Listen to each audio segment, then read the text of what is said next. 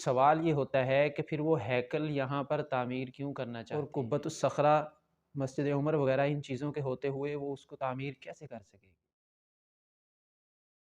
بسم اللہ الرحمن الرحیم، السلام علیکم ورحمۃ اللہ۔ آج ہم ایک سوال اور اس کے بارے میں جانیں گے کہ آیا یہ سوال ہی ہے یا ایک مغالطہ دیا جا رہا ہے، یا ہمارے ذہنوں کو ایک ایسی سوچ کی طرف لگایا جا رہا ہے کہ ہمارا ذہن اس سوال کی طرف چلا جائے اور حقیقت میں کچھ اور کر دیا جائے۔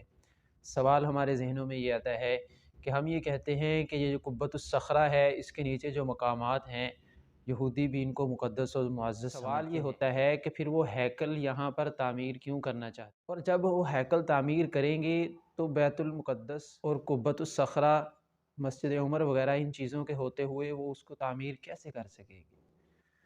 تو یہ ایک سازش اور ایک پلاننگ ہے جس کے تحت یہ سارا کچھ کیا جا رہا ہے۔ حقیقت یہ ہے کہ وہ یہ چاہتے ہیں کہ ہم اس کو منہدم کر دیں گے، ہم اس کو گرا دیں گے اور اس کو ختم کر دیں گے، پھر اس کے بعد یہاں پر ہیکل تعمیر کریں گے۔